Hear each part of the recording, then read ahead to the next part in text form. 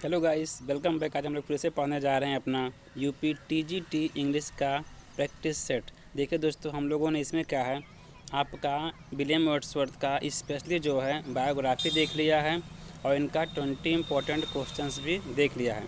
तो आज हम लोग पढ़ने जा रहे हैं, इसको देखने जा रहे हैं 21 से लेकर के, और यहाँ लगभग देखेंगे हम लोग यहाँ पर 50 क्वेश्चन तक देखेंगे। तो दोस्तों, पूरी वीडियो को ध्यान से देखिएगा। ये वीडियो आपसे हम वादा करते हैं आप सबके लिए बहुत ही सहयोगी साबित होगी आप सबके एग्ज़ाम के लिए। तो चलते शुरू करते हैं हम लोग इसको अब। तो देखिए, पहले क्वेश्चन लिखा है, बता रहा है आपका यहाँ पे, कह रहा है which of Wordsworth is consider the manifesto of English romanticism. कह रहा है कि इसमें से कौन सी ऐसी पोएम है जो विलियम शेक्सपियर की है। वो क्या बता रहा है, वो शुरुआती किसका है, मैनिफेस्टो ऑफ इंग्लिश रोमांटिज्म, जो मतलब क्या है, इंग्लिश रोमांटिज्म युग का इरा का शुरुआत करता है। तो आप लोग जानते होंगे ये द प्रेल्यूड है, या प्रीफेस टू लिरिकल बल्लड्स है, या द एक्सर्शन है, या इमोरलिटी ओड है। तो आप लोग जानते होंगे। देखिए, मैनिफेस्टो का वर्ड जब भी आप लोग कहीं देखिएगा तो सीधे टिक कीजिएगा आप लोग किस पे, प्रीफेस टू लिरिकल बल्लड्स पे, क्योंकि इसी में क्या हुआ था, आप लोग देखिएगा थोड़ा ध्यान से। इसी में क्या हुआ था, प्रीफेस टू लिरिकल बल्लड्स को रोमांटिज्म का मैनिफेस्टो मीन्स क्या होता है, घोषणा पत्र। घोषणा पत्र इसलिए कहा जाता है क्योंकि इसमें पुरानी दिखावटी भाषा को छोड़कर नई पोइट्री के नियम बताए गए हैं। इसमें बताया गया है कि पोइट्री की, पोएम की लैंग्वेज, भाषा कैसी होनी चाहिए, किस प्रकार से पोइट्री पोएम्स को लिखना चाहिए, ये सब बताया गया है। तो इसीलिए इसको बोलते हैं हम लोग मैनिफेस्टो ऑफ इंग्लिश रोमांटिज्म, इसको हम लोग बोलते हैं। ठीक है, तो आप लोग जानते हैं लिरिकल बल्लड की शुरुआत कब हुई थी 1800 में। आप लोग को पता होना चाहिए कि 1798 में विलियम वर्ड्सवर्थ और कोलरिज ने मिल करके लिखा था लिरिकल बल्लड्स। उसके बाद में 1800 में केवल विलियम वर्ड्सवर्थ ने लिखा है, और क्या लिखा है, प्रीफेस लिरिकल बल्लड। क्या कर दिया था, लिरिकल बल्लड में उन्होंने प्रीफेस को ऐड कर दिया था, इसलिए इसे कहा गया था यहाँ पे क्या, मैनिफेस्टो ऑफ इंग्लिश रोमांटिज्म इसको कहा गया। ओके, आगे बढ़ते हैं हम लोग। क्वेश्चन नेक्स्ट है आपका। देखिए, इसमें जो भी क्वेश्चंस आएंगे सब आपके इम्पोर्टेंट हैं। कुछ भी कोई क्वेश्चन आप सबके लिए यहाँ पे फालतू दिखावटी नहीं रहेगा आप सबके लिए यहाँ पर। देखिए, बता रहा है आपका यहाँ पर, कह रहा है कि the still side of humanity is a famous line from. कह रहा है कि ये लाइन आपके एग्जाम में कई बार पूछा गया है। समझ लीजिए, ऐसा आपका PYQ आपका इम्पोर्टेंट क्वेश्चन है जो आपके एग्ज़ाम में बार बार ये आता रहता है। तो इसको जानना ज़रूरी है कि ये लाइन जो है किस पोएम से वर्ड्सवर्थ के ली गई है। तो आप लोग जानते होंगे कि ये पोएम ली गई है आपका टिंटन एबे से लिया गया है। ठीक है, तो आप लोग जानते हैं टिंटन एबे क्या है, विलियम वर्ड्सवर्थ की एक पोएम है, और क्या है, लिरिकल बल्लड्स का ये एंडिंग, ये आखिरी पोएम है कहा जाता है। ठीक है, देखिए बताया गया आपको यहाँ पर, कह रहा है ये लाइन टिंटन एबे से है। इसका मतलब है कि अब वर्ड्सवर्थ नेचर में सिर्फ सुंदरता नहीं देखते बल्कि इंसानियत का दर्द भी महसूस करते हैं। देखिए ये, इसलिए यहाँ पे कहा गया, देखिए लाइन में कहा गया है कि ये the still sad music of humanity, मतलब क्या, उसमें वो मानवता को देखने का काम करते हैं। देन आपका क्वेश्चन बनता है यहाँ पर, नेक्स्ट है, कह रहा है कि Wordsworth sonnet the world is too much with us is आ और एन। कह रहा है कि वर्ड्सवर्थ का जो सोनेट है, देखिए ध्यान से दीजिएगा आप इसमें, मतलब ध्यान अपना, कह रहा है कि ये क्या एक प्रकार का आपका सोनेट है। क्वेश्चन बन जाता है कि वर्ड्सवर्थ का सोनेट इसमें से कौन है। वहाँ दे देता है आपको 4 पोएम, इसी प्रकार दे देगा, पूछेगा। तो याद रखिएगा कि the world is too much with अस एक प्रकार का क्या है, वर्ड्सवर्थ का ये सोनेट है। कह रहा है ये है क्या, शेक्सपियरियन सोनेट है, पेट्रार्कन सोनेट है, स्पेंसरियन सोनेट है, या इरेगुलर सोनेट है आपका। तो याद रखिएगा ये एक प्रकार का आपका पेट्रार्कन सोनेट है। देखिए इसमें आएगा आपका बी। कह रहा है कि ये एक पेट्रार्कन इटालियन, देखिए इटालियन सोनेट है जो 2 हिस्सों में बटा होता है। ऑक्टव मीन्स होता है, आप जानते होंगे 8 होता है, और होता है सेस्टर जो कि आपका होता है 6 लाइन का। आप जानते होंगे सोनेट जो होता है वो 14 लाइन्स का होता है। ठीक है, आगे बढ़ते हैं हम लोग।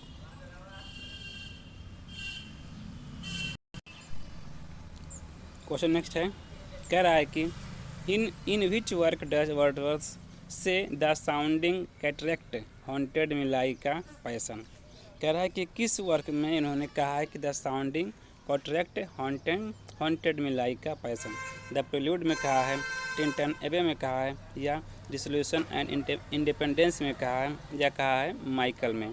तो देखिएगा ये लाइन आपकी आती है यहाँ पे टिंटन एबे। देखिए जहाँ पे फिलोसफिकल चीज़ें बात करेंगे, जहाँ पे दार्शनिक वाले बात करेंगे, वहाँ पे आपका पोएम टिंटन एबे ही आपका रहेगा। ठीक है, कह रहा है कि ये लाइन वर्ड्सवर्थ को के नेचर के प्रति उनके बचपन और जवानी के जुनून, जिसे कहते हैं पैसन, को दर्शाने का काम करती है। ठीक है, याद रखिएगा। द साउंडिंग कैटरेक्ट ये आएगा कहाँ पे आपका, ये आएगा टिंटन एबे में आएगा। ठीक है, याद रखिएगा। फिलोसफिकल लाइन अधिकतर इन्होंने टिंटन एबे में ही बोला है। देन नेक्स्ट है आपका, कह रहा है कि how many sonnets did Wordsworth right in total. कह रहा है कि वर्ड्सवर्थ ने पूरी कितने सोनेट्स को लिखा है। तो आप लोग जानते होंगे इनका पूरा आपका सी आंसर आएगा यहाँ पर। ये कह रहा है कि इन्होंने पूरा जो है वर्ड्सवर्थ ने लगभग कह रहा है 523 सोनेट्स लिखे हैं। देखिए क्वेश्चन आपका एग्जाम में कहीं से भी बन सकता है, तो हर चीज़ पे आपको अच्छे से फोकस करना और गौर करना है। और जो भी कंटेंट या जो भी क्वेश्चन अगर आपको समझ में ना आए तो उसके लिए आप कमेंट कर सकते हैं। और अगर जो आपको डाउट लगे कि आपसे गलती हो सकती है तो उसको आप कहीं ना कहीं कॉपी कर लीजिएगा, नहीं तो इसका आप स्क्रीनशॉट भी ले लीजिएगा। और अपना स्कोर भी बताइए आप लोग कि कितना स्कोर आपका बनता है। अगर हम यहाँ पर 20 क्वेश्चन देखते हैं, 40 क्वेश्चन देखते हैं, तो इसमें से कितना आपका सही होता है उसको आप बताइएगा ज़रूर। कह रहा है वर्ड्सवर्थ ने लगभग 523 सोनेट्स लिखे हैं। उनके सबसे मशहूर सोनेट ग्रुप में कह रहा है कि इकस्टिकल सोनेट्स है, और इसे बोलते हैं यहाँ पे द रिवर डडन शामिल। कह रहा है कि इसमें जो है इनका सबसे जो ग्रुप फेमस है आपका सोनेट का, कह रहा है कि ये दो है आपका। ठीक है, कह रहा है कि इकस्टिकल सोनेट है, और आपका बताया गया यहाँ पे द रिवर डडन करके इनका ये क्या है, इसका बहुत ही पॉपुलर सोनेट इसमें बताया गया है आपको। देन आपका नेक्स्ट है, कह रहा है कि वर्ड्सवर्थ लिव्ड फॉर 50 ईयर्स। कह वर्ड्सवर्थ लगभग 50 वर्ष कहाँ रहे। कोकरमाउथ में रहे, ग्रेसमेयर एंड कह रहा है रीडल माउंट में रहे, ब्रिस्टल में रहे, या लंदन में रहे। तो इसका आंसर हो जाएगा आपका बी। कह रहा है वर्ड्सवर्थ ने अपने जीवन का सबसे बड़ा हिस्सा लेक डिस्ट्रिक्ट के ग्रेसमेयर, से हम डव कॉटेज कहते हैं, ठीक है, और रियल माउंट में बिताया था। याद रखिएगा, क्वेश्चन इंपॉर्टेंट है आपका ये। आगे बढ़ते हैं हम लोग। कह रहा है कि यहाँ पर the phrase egotistical sublime was coined for Wordsworth by. कह रहा है कि ये जो लाइन है आपका, कहा है कि ईगोस्टिकल सबलाइम, ये क्या है, वर्ड्सवर्थ को किसने कहा, ये किसके द्वारा कहा गया। एस.टी. कॉलरिज ने कहा है, जॉन किट्स ने कहा है, पी.बी. शेले ने कहा, या मैथ्यू अर्नोल्ड ने कहा है। तो आप जानते होंगे इसको कहा गया है जॉन किट्स के द्वारा। याद रखिएगा लाइन ईगोस्टिकल सबलाइम, बहुत इंपॉर्टेंट ये लाइन है। क्या जॉन किट्स ने वर्ड्सवर्थ की पोइट्री को ईगोस्टिकल सबलाइम कहा था, क्योंकि उन्हें लगता था कि वर्ड्सवर्थ हमेशा अपनी ही फीलिंग और अपने कह रहा मेन सेल्फ के बारे में लिखते हैं। देखिए यहाँ पर क्या है, इन्होंने क्या कहा था कि अपने खुद के बारे में, मतलब खुद की बातों को लिखना ही इन्होंने कहा था। किसने कहा था, इसको कहा था जॉन किट्स ने के बारे में चीज़ कहा था। आगे बढ़ते हैं हम लोग। नेक्स्ट कह रहा है Wordsworth daffodils I wandered lonely as cloud is a. कह रहा है कि ये क्या है, लिरिक है, बल्लड है, इपिक है, या सटायर है। तो आप लोग जानते होंगे ये एक प्रकार का लिरिक है। ठीक है, इसका आंसर हो जाएगा फर्स्ट, बताया गया यहाँ पर।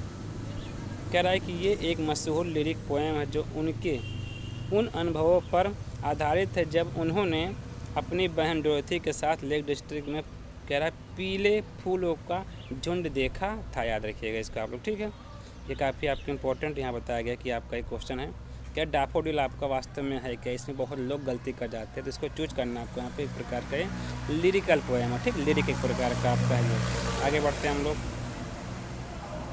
देन नेक्स्ट है आपका, कह रहा है Milton thou should be living at this hour अक्यूट इन। कह रहा है कि ये जो लाइन है, Milton thou should be living at this hour, ये कहाँ पर है। द प्रेल्यूड में है, लंदन 1802 में है, द रिक्लूज में है, या टू मिल्टन में है।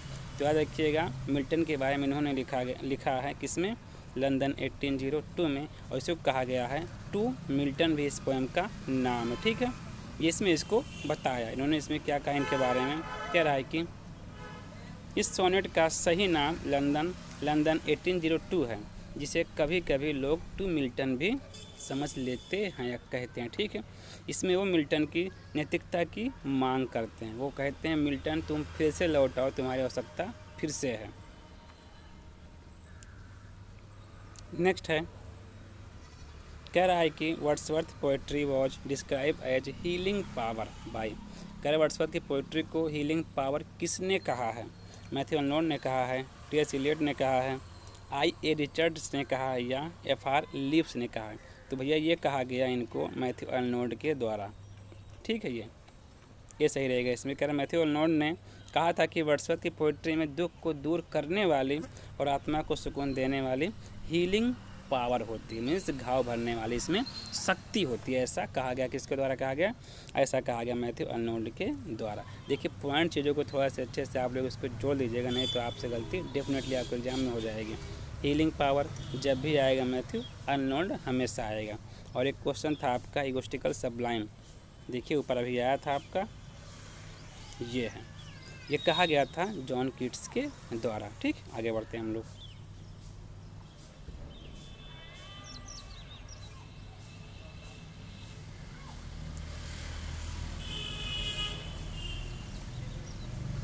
यहाँ पे कुछ इसका बताया गया पॉइंट कुछ है। कह रहा है कि पोएटिक डिक्शन, कह रहा है वर्ड्सवर्थ ने प्रीफेस में कहा था कि पोएट्री की भाषा वही होनी चाहिए जो आम आदमी या रस्टिक इसको बोलते हैं या समझते हैं। उन्होंने गॉडी और इनेन, कह रहा है फ्रेजोलॉजी जिसे कहते हैं दिखावटी भाषा का विरोध इन्होंने किया था। देन द रिक्लूज है, कह रहा है वर्ड्सवर्थ एक बहुत बड़ा महाकाव्य लिखना चाहते थे जिसका नाम था द रिक्लूज होना था, लेकिन द प्रेल्यूड उसका इंट्रोडक्शन क्या, उसका एक सिर्फ परिचय है, और द एक्सर्शन क्या है, उसका बस क्या दूसरा भाग है। लेकिन कह रहा है कि ये कभी पूरा ही नहीं हुआ। ठीक, लेकिन ये कभी पूरा ही नहीं हुआ है। कौन? द रिक्लूज कभी पूरा कंप्लीट नहीं हुआ। देन आया आपका नेगेटिव कैपेबिलिटी, याद रखें, कह रहा है कि याद रखें कि वर्ड्सवर्थ में नेगेटिव कैपेबिलिटी कीट्स के टर्म की कमी थी, इसीलिए उन्हें इगोस्टिकल कहा। किसने कहा? ये कहा गया जॉन कीट्स के द्वारा ही कहा गया। ठीक है, हीलिंग पावर किसने कहा था? ऊपर बताया गया अभी आपको, मैथ्यू अर्नोल्ड ने कहा था इसको।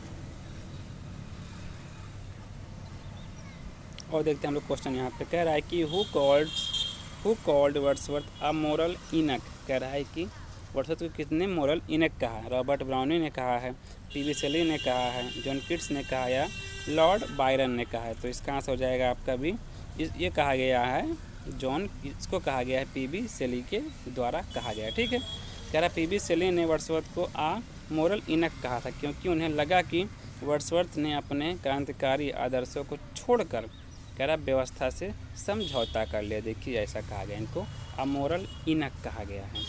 तो किसके द्वारा कहा गया? कहा गया पी.बी. शेली के द्वारा इसको कहा गया है। आगे बढ़ते हैं हम लोग।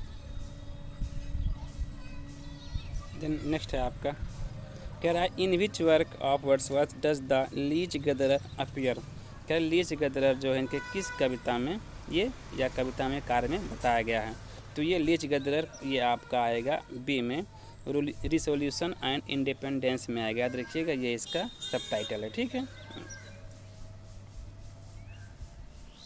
कह रहा है कि यहाँ पर रिसोल्यूशन एंड इंडिपेंडेंस पोएम का ही दूसरा नाम क्या था? द लीच गैदरर है। इसमें वर्ड्सवर्थ एक बूढ़े आदमी से मिलते हैं जो गरीबी और, कह रहा है बुढ़ापे का के बावजूद हिम्मत नहीं हारता है। ठीक है, वो लीच में जानते हैं आप लोग क्या होता है? जोंक होता है, जोंक इकट्ठा करता रहता है। नेक्स्ट है, कह रहा है कि the Prelude was written in, क्या प्रेल्यूड किस में लिखा गया? ब्लैंक वर्स में, प्री वर्स में, हीरोइक कपलेट में, यह लिखा गया है स्पेंसरियन स्टैंजा में। तो आप जानते होंगे ब्लैंक वर्स, ब्लैंक वर्स बहुत ही फेमस है। अब ब्लैंक वर्स में ही मिल्टन ने लिखा था अपना द पैराडाइज लॉस्ट भी। ठीक है, तो इसका आंसर आएगा फर्स्ट। कह रहा वर्ड्सवर्थ ने द प्रेल्यूड को ब्लैंक वर्स, जिसे कहते हैं अनरिम्ड आयम्बिक पेंटामीटर कहते हैं इसको, में लिखा है, जो लंबी और गंभीर कविताओं के लिए सबसे उपयुक्त माना जाता है। कौन? ब्लैंक वर्स माना जाता है। कह रहा है कि वर्ड्सवर्थ का जन्म कहाँ हुआ था? तो आप जानते होंगे, इसमें आपका आंसर हो जाएगा पहला ही कोकर माउथ करके आपका आएगा, ये बताया गया है। कह रहा है कि उनका जन्म 1770 में कोकर माउथ क्यूम्बरलैंड में हुआ था। रियल माउंट और ग्रेसमेयर वो जगह हैं जहाँ वो बाद में रहे। यहाँ लगभग उन्होंने 50 ईयर्स अपना स्पेंड किया था। ठीक है, देन कह रहा है कि which poem of Wordsworth was written on the death of his brother John Wordsworth. कह रहा है कि किस पोएम को वर्ड्सवर्थ ने अपने भाई की मृत्यु पर, जो उनके भाई का नाम क्या था, जॉन वर्ड्सवर्थ था, लिखा है। एलिजिक स्टैंजा लिखा है, द थॉर्न लिखा है, द फाउंटेन लिखा है, ये लिखा है द टेबल टर्न्स। तो इसको लिखा गया होगा पहला आपका है, क्योंकि जानते हैं जब भाई की मृत्यु हुई तो इसमें क्या है, एलिजी का ही भाव रहेगा, जहाँ पे दुख और शोक गीत की बात करते हैं हम लोग। कह रहा है एलिजिक स्टैंजा, कह रहा है पीले कास्टल पर आधारित, इसे बोलते हैं हम लोग कासल, ठीक है। उन्होंने अपने भाई की मौत के दुख में लिखी थी। इसमें उन्होंने नेचर के शांत रूप के बजाय उसके, कह रहा है कि यहाँ पे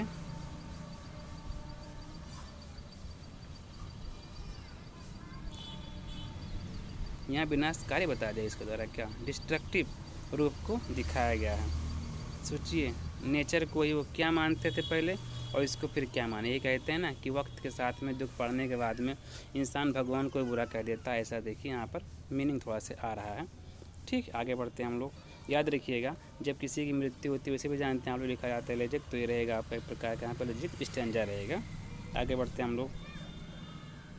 कहीं कहीं कुछ जगह कुछ चीज़ों को सोचना पड़ जाता है, इसलिए रुकना पड़ जाता है। कह रहा है कि in the tables turns what does Wordsworth suggest is better teacher than books. कह रहा है कि टेबल टर्न में उन्होंने किस प्रकार से कहा है कि क्या बेटर टीचर दैन बुक्स, मतलब प्रकृति हमारे लिए किताबों से अच्छी टीचर कैसे हो सकती है। साइंस है, नेचर है, हिस्ट्री है और फिलोसफी है। देखिए हमने पहले ही बोल दिया कि इसका क्या आंसर रहेगा, आपका नेचर रहेगा, ठीक है। कह रहा है यहाँ पर इस पोएम में वो कहते हैं कि one impulse from a vernal wood में teach you more of man than all the sages can. यही नेचर का एक बेहतर शिक्षक। उन्होंने कहा है, क्या कहा है, कह रहा है वन इम्पल्स फ्रॉम वर्नल वुड, कह रहा है कि हम लोग पेड़ों के बीच में, प्रकृति के बीच में रहकर उन चीज़ों को सीख सकते हैं जो शायद कभी आपको किताबों में ना मिले। क्योंकि क्या है यहाँ पे क्या कहा, देन ऑल सेजेस, जो क्या है, सभी जो है साधु संतों से अच्छा ज्ञान आपको आपकी प्रकृति ही दे सकती है। क्योंकि प्रकृति में रह के ही साधु संत अपना ज्ञान अर्जित करते हैं, ऐसा यहाँ पर कहा गया है। नेक्स्ट है, कह रहा है कि Wordsworth Peter Bell was dedicated to. कह रहा है कि वर्ड्सवर्थ का पीटर बेल किसको एड्रेस किया गया था, एस.टी. कॉलरिज को, रॉबर्ट साउथी को, डोरथी को या चार्ल्स लैम्ब को। देखिए पीटर बेल, याद रखिए इसको आप लोग पढ़ अच्छे से, ये आपका रॉबर्ट साउथी के लिए आया है, ठीक है। ये वर्ड्सवर्थ ने अपनी पोएम पीटर बेल, जो कि 1819 में रॉबर्ट साउथी को डेडिकेट किया था, इसको याद रखिएगा अच्छे से, आप लोग क्वेश्चन बन जाता है आपका ये भी। नेक्स्ट है आपका यहाँ पर, कह रहा who is known as the poet of the Lake District. कह रहा है इसमें से किसको जो है लेक डिस्ट्रिक्ट का पोएट कहते हैं, तो आप जानते होंगे, इसमें तो आपके वर्ड्सवर्थ ही रहेंगे। ये कह रहा है वर्ड्सवर्थ, कोलरिज और साउथी को लेक पोएट्स कहा जाता है, ठीक है, जाता है क्योंकि ये सब इंग्लैंड के लेक डिस्ट्रिक्ट से जुड़े थे, लेकिन वर्ड्सवर्थ इस ग्रुप के मुख्य कवि माने जाते हैं। In which year was Wordsworth the excursion published. कह रहा है कि किस वर्ष इनका एक्सकर्सन आया था, तो आप जानते होंगे ये था आपका यहाँ पे से 1814 में आया था। देखिए डेट बहुत ज़रूरी है, ईयर बहुत ज़रूरी है, और पोएम किस में से है, कमेंट क्या है, क्रिटिसाइज किया, किसके बारे में कौन क्या कहा, ये सब बहुत ज़रूरी है। याद रखिएगा अच्छे से आप लोग कि ये 4 ही आपके इसमें आपके ऑथर पोएट हैं, यही आपको पूरा एकदम से परेशान कर देंगे, ठीक है। ये कहा रहा है कि आपका यहाँ पे द एक्सकर्सन 1814 में आई, पब्लिश हुई थी। ये उनकी एक लंबी, कह रहा दार्शनिक फिलोसफिकल कविता है, जो उनके अधूरे प्रोजेक्ट द रिक्लूज का एक भाग है और कुछ भी नहीं, ठीक। ये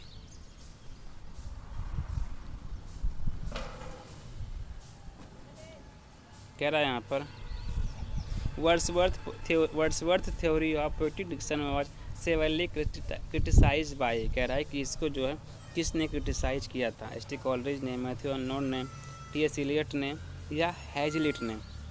तो देखिएगा इसका आंसर आपका आएगा यहाँ पे एस.टी. कॉलरिज ही, उनके मित्र ही यहाँ पर हैं जो उनके बारे में क्रिटिसाइज करते हैं। कह रहा हैरानी की बात यह है कि उनके अपने दोस्त एस.टी. कॉलरिज ने बायोग्राफिया लिटरेरिया चैप्टर जो 1718 में वर्ड्सवर्थ की थ्योरी की कड़ी आलोचना की थी। याद रखिए इसको अच्छे से आप लोग। ये पॉइंट भी है, पूछ सकता है कि कहाँ पे इसके बारे में कहा गया था, और चैप्टर बता दिया गया आपको यहाँ पे 17, 18। कुछ यहाँ पे इम्पोर्टेंट पॉइंट आ रहा है। क्या 2 पार्ट प्रेल्यूड कह रहा है, याद रखें कि द प्रेल्यूड का एक वर्जन है, कह रहा है कि यहाँ पे 2 पार्ट कह रहा है। याद रखें कि द प्रेल्यूड के कई वर्जन हैं, जो 1799 में 2 बुक में आए थे, 1805 में 13 बुक में आए थे, और फाइनली 1850 में 14 बुक में आए थे। देखिए कह रहा है कि इसके कई पार्ट हैं। देखिए कह रहा है कि 1799 में इसमें सिर्फ 2 ही बुक थी, 1805 में इसमें 13 थी, और इंड में जब पब्लिकेशन इसका हुआ तो इसमें 14 बुक थी। स्पोर्ट ऑफ टाइम कह रहा है द प्रेल्यूड में वर्ड्सवर्थ ने स्पोर्ट्स ऑफ टाइम का कॉन्सेप्ट दिया, जिसका मतलब है हमारी यादों का वो खास पल जो मुश्किल वक्त में हमारे मन को ताज़ा करने का काम करता है। फिर यहाँ पे क्या है, सिमोन ली, ये लिरिकल बल्लेट्स की एक और महत्वपूर्ण पोएम है, जिसमें एक बूढ़े शिकारी हंट्समैन की यहाँ पे क्या है दशा को दिखाया गया है। तो हम लोग शुरू करते हैं आगे अपने क्वेश्चंस को। बढ़ते हैं, लगभग 50+ क्वेश्चन देखेंगे इसमें हम लोग। कह रहा है कि यहाँ पे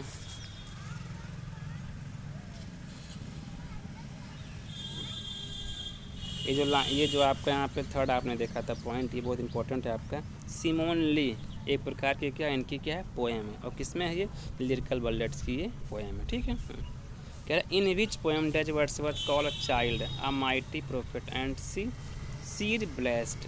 कह रहा है कि किस पोएम में इन्होंने एक बच्चे को माइटी प्रोफेट कहा है। माइटी प्रोफेट जानते क्या, एक शक्तिशाली कह सकते हैं यहाँ पे पैगंबर।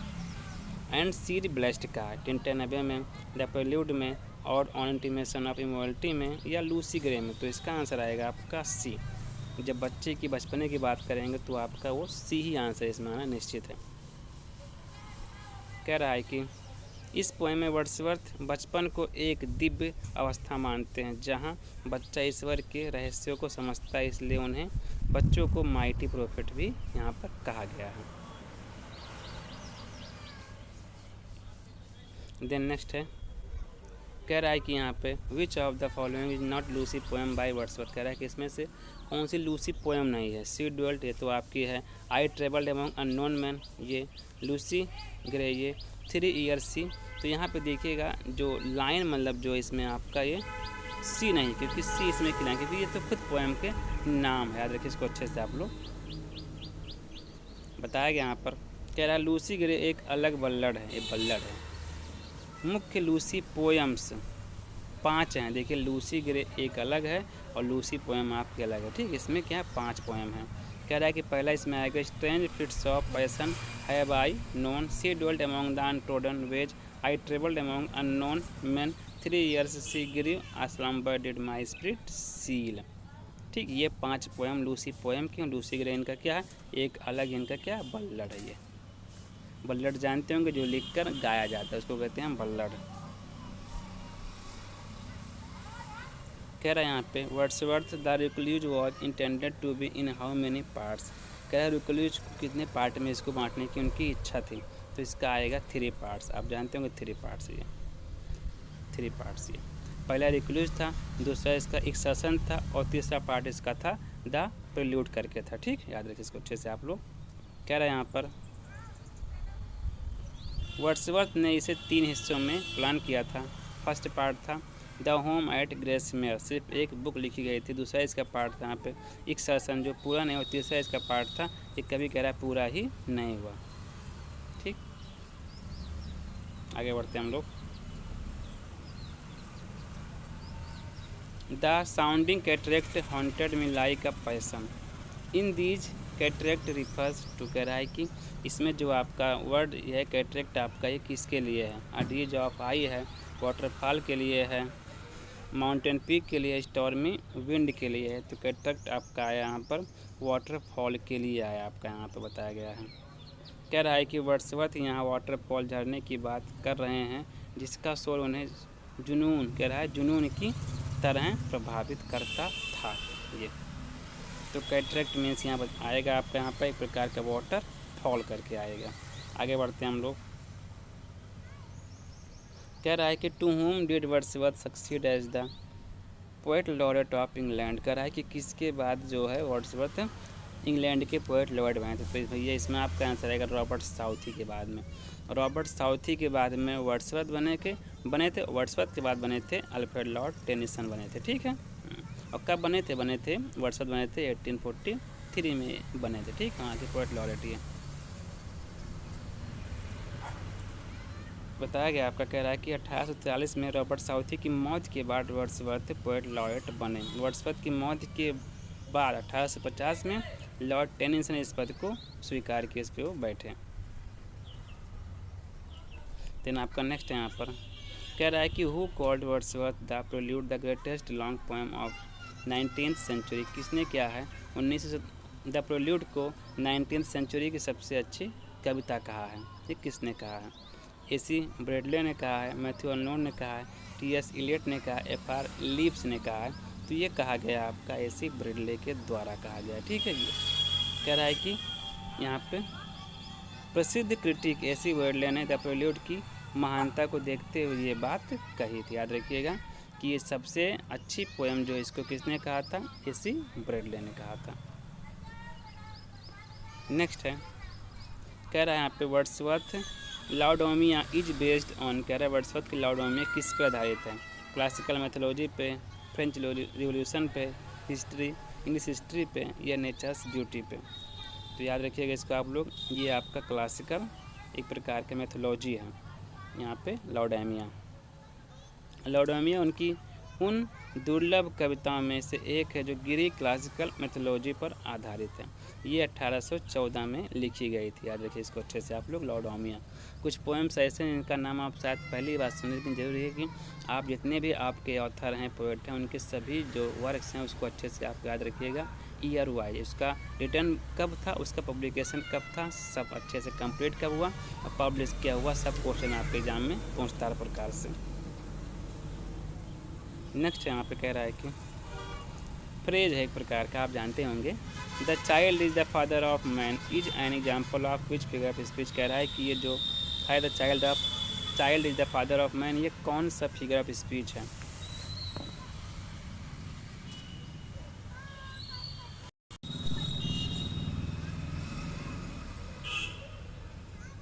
तो ये आप जानते होंगे एक प्रकार का आपका पैराडॉक्स, जिसमें कहा कुछ है और जो है और मीनिंग उसकी कुछ और आए, मीन्स रियलिटी की मीनिंग ये दिखाने का काम करता है। ये देखिए कह रहा है कि ये एक पैराडॉक्स है क्योंकि ये बात पहली बार में गलत लगती है कि बच्चा बाप कैसे हो सकता है, लेकिन गहराई से सोचने में ये सच है कि बचपन ही इंसान का भविष्य तय करता है। देखिए ऐसा बताया गया आपका यहाँ पे 49 नंबर है नेचर नेवर। ये तो आपको पता होगा, ये आपका टिंटन एबे से है। ठीक है, प्रकृति कभी जो उससे प्यार करता है उसको ठगती नहीं, उसको धोखा नहीं देती, ऐसा बताया गया है। ये टिंटन एबे की सबसे प्रसिद्ध लाइन में से एक है जिसमें वर्ड्सवर्थ नेचर पर अपना अटूट विश्वास दिखाने को कहते हैं। देन आपका यहाँ पे क्वेश्चन नंबर 15 आ गया है, ये है कह रहा है कि in which year did Wordsworth travel to France and fall in love with Annette Vallon जेनरिक। अब इसका आंसर आप लोग खुद कमेंट बॉक्स में दीजिएगा। तो दोस्तों इसी प्रकार से और अच्छे जो है नोट्स कंटेंट्स एग्ज़ाम ओरिएंटेड चीज़ें पाने के लिए, जो कि आपको यूपी टीजीटी के लिए भी है, बाद में जो भी एग्ज़ाम आएगा उसके लिए इंग्लिश कंटेंट आपको हर प्रकार से मिलेगा। अभी इसके बाद में आपको यूपी टेट का भी जो है आपके टीजीटी के बाद कंटेंट मिलना स्टार्ट हो जाएगा। तो आपको यकीन दिलाते हैं जो भी कंटेंट आएगा आपको, चाहे लिटरेचर का हो चाहे ग्रामर का हो, वो एग्ज़ाम ओरिएंटेड ही रहेगा। उसमें कोई चीज़ फालतू की नहीं रहेगी। यहाँ पे कोई टाइम पास नहीं करना कि आपका टाइम यहाँ बर्बाद करना है। तो आपसे विनती है हमसे जुड़ने के लिए हमारा आरजे सुखी एकेडमी चैनल सब्सक्राइब आप ज़रूर करिए। और वीडियो अगर आपको अच्छी लगती है तो वीडियो को लाइक करिए, और अच्छी लगती है तो दोस्तों में शेयर करिए। कोई कमी दिखती है आपको या कुछ आपको कमेंट करके बताना है कि किस पे वीडियो नेक्स्ट लाई जाए, तो कमेंट आप ज़रूर करिएगा। तो दोस्तों आप भूलिएगा नहीं, आपको बस क्या करना है, रेड बटन है उस पर क्या करना है, आरजे सुखी एकेडमी लिखा गया होगा उसको आपको सब्सक्राइब कर लेना है बस, और हमारे साथ में आपको जुड़ जाना है, और आपकी तैयारी का ठेका, आपकी जिम्मेदारी हम लेते हैं। ओके दोस्तों, आज के लिए इतना ही। Thanks for watching me.